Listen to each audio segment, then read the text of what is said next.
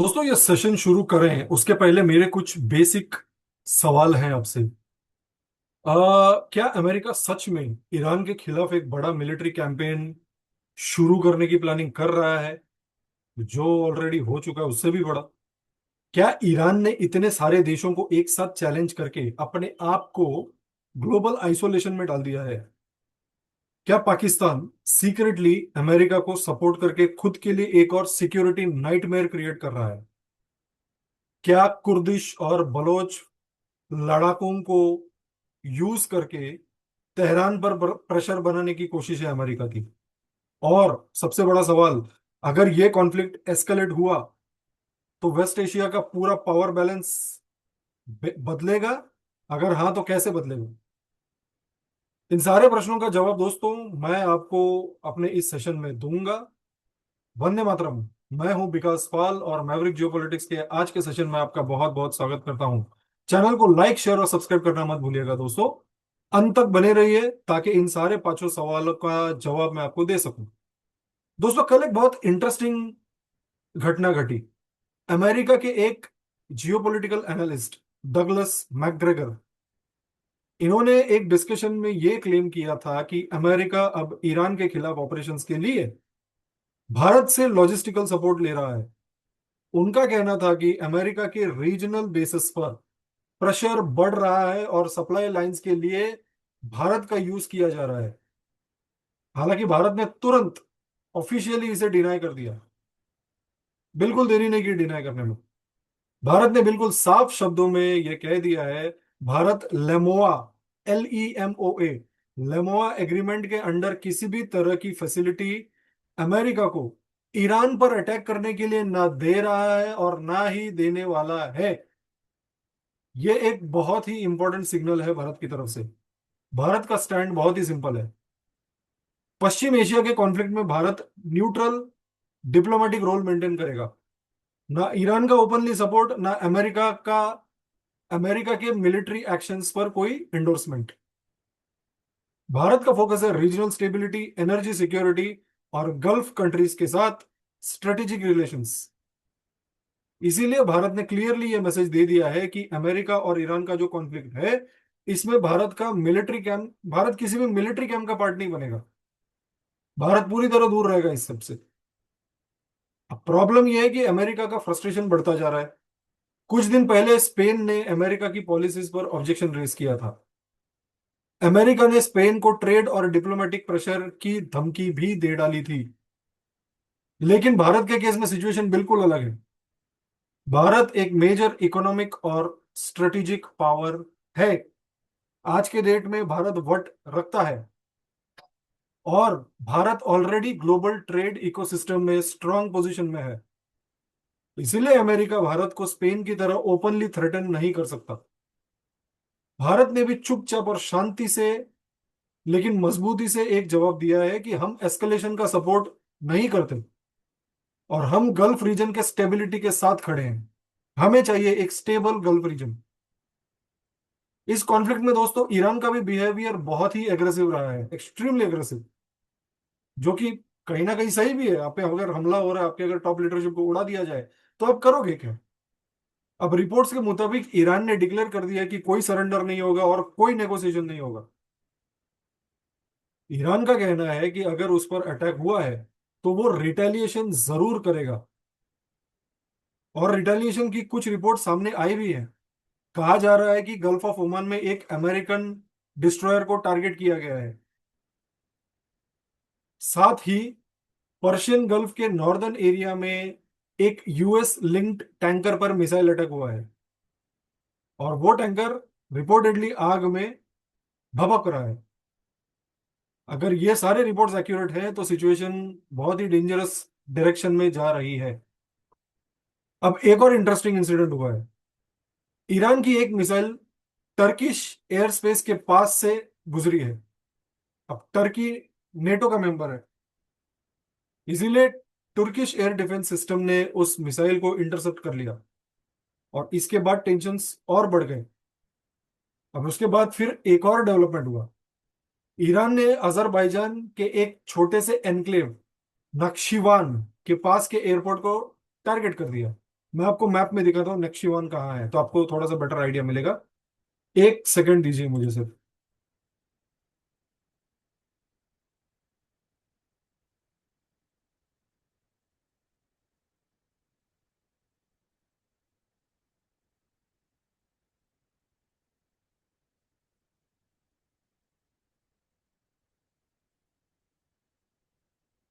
दोस्तों ये रहा नक्शीवान, या नखचीवान। सॉरी, मैं शायद ठीक से प्रोनाउंस नहीं कर पा रहा हूँ। बिल्कुल मेरी कोई एक्सपर्टीज नहीं है इस नाम के ऊपर। आप अगर ध्यान से देखेंगे दोस्तों, ये है टर्की का बॉर्डर। ये है टर्की का इंटरनेशनल बॉर्डर। ये टर्की है, ये अजरबैजान है, और ये अर्मीनिया है। अगर मैं थोड़ा और जूम इन करूं, दिस इज अर्मीनिया। ये बहुत ही नजदीक है टर्की के इंटरनेशनल बॉर्डर के पास। तो अगर टर्की में अगर ये हमला हुआ है, टर्की के पास या टर्की के एयर स्पेस में, तो याद रखिए दोस्तों, टर्की एक नेटो का हिस्सा है। तो कितना सीरियस हो जाएगा ये। नेटो इनडायरेक्टली कॉन्फ्लिक्ट में ड्रैग हो सकता है। अगर हम सिचुएशन को स्ट्रेटेजिक पर्सपेक्टिव से देखें, तो ईरान प्रैक्टिकली एक साथ बहुत सारे देशों के साथ पंगे ले रहा है। और हम अगर लिस्ट बनाए तो सिचुएशन कुछ कुछ इस तरह है। जीसीसी के 6 देश, गल्फ कोऑपरेशन काउंसिल के 6 देश, उसके बाद Iraq, Syria, Jordan, Israel, Cyprus, Azerbaijan, तुर्की, और अमेरिका तो है ही। मतलब मोटा मोटा 14 देशों के साथ कन्फ्रंटेशन में है ईरान। और यहां सबसे बड़ा सवाल यह है, क्या ईरान इतनी बड़ी कोएलिशन का सामना कर सकता है। ईरान को ट्रेडिशनली सपोर्ट मिलता रहा है रूस और चीन से, लेकिन असलियत में दोनों ही देश ओपन मिलिट्री सपोर्ट नहीं देंगे ईरान को। रूस खुद यूक्रेन में फंसा हुआ है, उसकी मिलिट्री रिसोर्सेस ऑलरेडी स्ट्रेच्ड है। चीन का तो बहुत ही क्लियर है कि मैं डायरेक्टली किसी मिलिट्री कॉन्फ्लिक्ट में इन्वॉल्व होऊंगा ही नहीं। रेयरली किसी चीज में पड़ता है वो, मिलिट्री कॉन्फ्लिक्ट में वो सिर्फ दूर से इकोनॉमिक और मिलिट्री, सॉरी, डिप्लोमेटिक सपोर्ट देता है चीन। इसीलिए ईरान को जो सपोर्ट मिल सकता है वो बहुत ही लिमिटेड होगा। अब एक और सबसे इंटरेस्टिंग पार्ट, रिपोर्ट्स के मुताबिक अमेरिका एक इनडायरेक्ट स्ट्रेटेजी एक्सप्लोर कर रहा है, डायरेक्ट इन्वेजन के बजाय प्रॉक्सी फोर्सेस के इस्तेमाल का। इस स्ट्रेटेजी का एक मेजर कंपोनेंट है कुर्दिश फाइटर्स। कुर्दिश पॉपुलेशन तुर्की, इराक और सीरिया के बॉर्डर एरियाज में स्प्रेड है। मैं आपको फिर से मैप बताता हूं, एक मिनट दीजिए मुझे।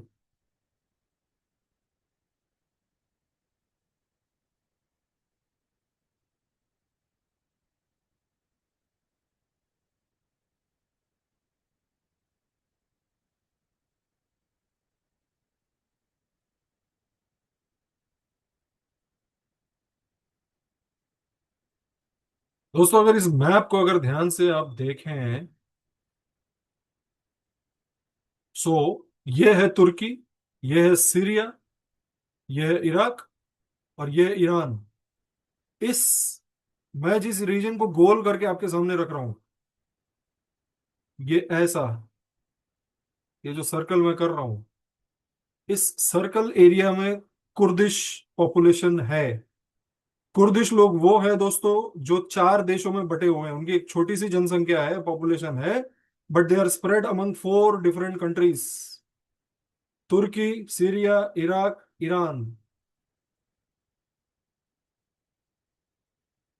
अब ये कुर्दों का भी दोस्तों एक अलग से इतिहास है। अगर आप चाहिए तो मैं एक अलग टॉपिक इस पे कवर कर सकता हूँ। आप मुझे कमेंट करके बताइए कि इस पे एक अलग टॉपिक करना है। बट कुर्दिश फाइटर्स का इस्तेमाल अमेरिका करने की कोशिश कर रहा है। और प्लान ये हो सकता है, शायद शायद मैं कंफर्म नहीं बता सकता, कि कुर्दिश लड़ाकों को ईरान के वेस्टर्न साइड से एंटर कराकर ग्रेजुअली तेहरान की तरफ एडवांस करें। लेकिन बॉर्डर से तेहरान 700 किलोमीटर है और पहाड़ी इलाका है, बहुत डिफिकल्ट होगा ये कराना, अगर होगा भी तो। अब इस कॉन्फ्लिक्ट का एक दूसरा डायमेंशन है बलूचिस्तान। पाकिस्तान और ईरान के बॉर्डर पर तफ्तान क्रॉसिंग है, और वहां पर जाहिदान रीजन जो है वो स्ट्रेटेजिकली बहुत ही इंपॉर्टेंट है। मैं फिर से आपको मैप पे ले चलता हूँ।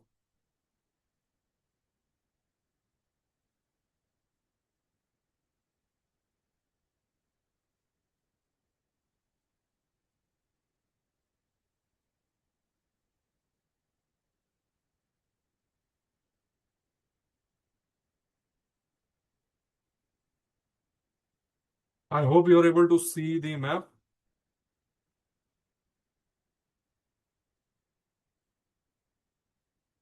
दोस्तों ये है ईरान, ये है पाकिस्तान, हमारा प्यारा पड़ोसी मुल्क।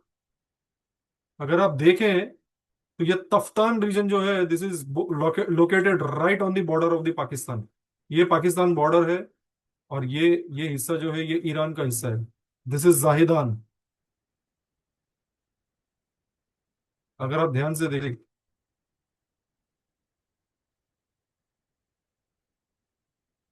सॉरी।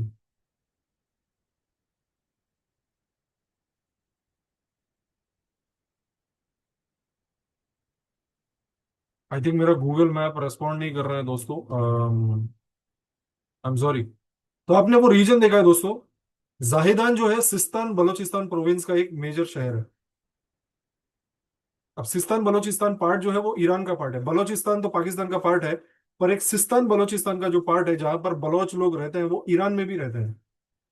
रिपोर्ट्स के मुताबिक वहां आईआरजीसी इंस्टॉलेशंस पर अटैक हो रहे हैं, जो सिस्तान बलोचिस्तान है। और ईरान का आरोप है कि ये कुछ ऑपरेशंस पाकिस्तानी टेरिटरी से स्टेज हो रहे हैं।